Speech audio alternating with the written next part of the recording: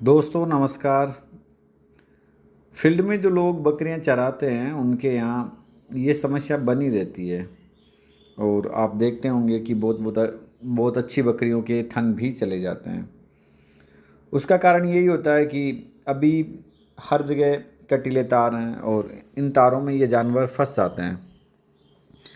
Body का जो अड्डर का जो हिस्सा है वो सॉफ्ट पार्ट है और वहाँ पे हल्की सी इंजरी इन्हें बड़े नुकसान पहुंचाती है। तो अभी हम लोग यहाँ एक बकरी के थन सी रहे हैं और उसमें हम लोग यहाँ लोकल जो एनेस्थीसिया है लिग्नोकेन उसका यूज कर रहे हैं। जहाँ से ये फटा है उसके चारों तरफ हम लोग रिंग मारते हुए इसे इन्फ्यूज करेंगे और फिर हम लोग सूचरिंग शुरू करेंगे। और किसानों के लिए बड़ा सरदर्द वाला काम है। ऐसे में 2-4 दिन की मॉनिटरिंग इस जानवर के साथ जुड़ जाती है।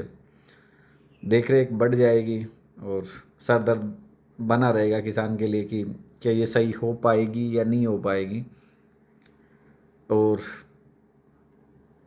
ये पुराना था, मतलब मीन्स ये है कि ये एक दिन पहले फट गया था और अगले दिन हमने इस पर सुचरिंग की।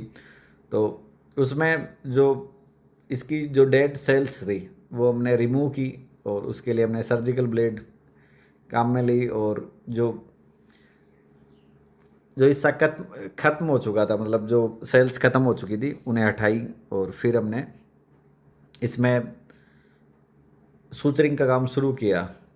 प्रिवेंशन के तौर पे हम लोग कॉटन की जो बैंडेज है उसको बार बार काम में लेते हैं और एंटीसेप्टिक के रूप में हमने यहाँ पोविडीन आयोडीन काम में लिया।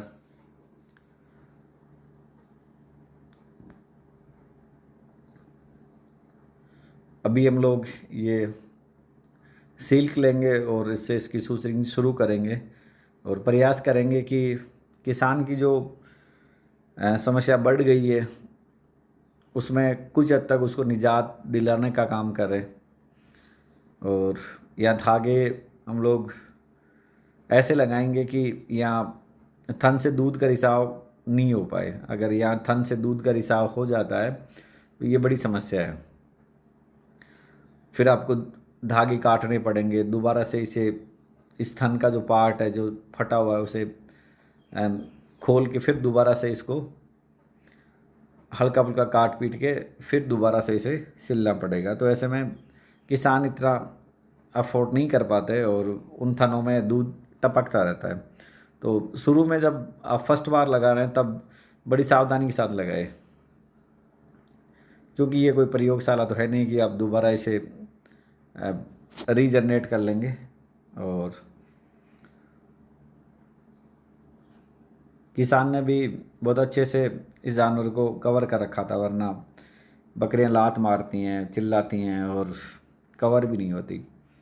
प्रैक्टिशनर के लिए ये है कि आप अगर खुले में कर रहे हैं तो कोई तिरपाल वगैरह ले ले आप और उस पर उस जानवर को लिटाएं, ताकि यह संक्रमण का कम से कम खतरा आपको मिले।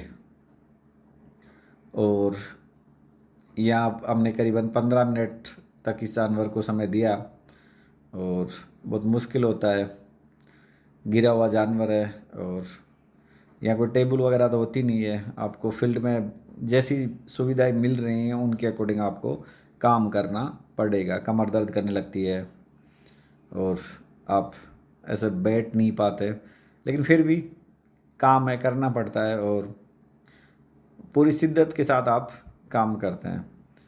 और जैसा मैं कह रहा था आपको, जैसे शुरू में बता रहा था कि ये बकरियां हैं, आप अगर इन्हें नॉर्थ लेके जा रहे हैं तो ये साउथ भाग जाती है।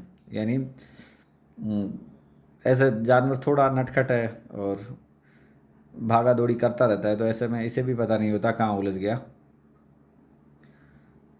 और अभी जैसे 1-2 रोज़ का सावधानी का काम किसान के लिए है कि वो इसे देखता रहे। जैसे हम लोग इसमें ट्यूब वगैरह तो लगा देंगे ताकि दूध लगातार गिरता रहे और जो थन है उसमें दूध नहीं भरे, लेकिन फिर भी देखिए किसान कि कहीं जो ट्यूब वगैरह लगाई है वो गिर तो नहीं गई और थन अगर एक्स्ट्रा भर गया तो उसमें से दूध लीकेज हो जाएगा। तो ये किसान के लिए कुछ है। अभी हम लोग एंटीबायोटिक लगाएंगे इसमें और नसेर लगाएंगे। और ये एक छोटी सी प्रोसेस है जो हमने आपके साथ शेयर की। आप लोगों ने इतना समय दिया उसके लिए धन्यवाद। फिर मिलेंगे एक नए विषय के साथ और एक नई जानकारी के साथ। जय हिंद, जय भारत, धन्यवाद।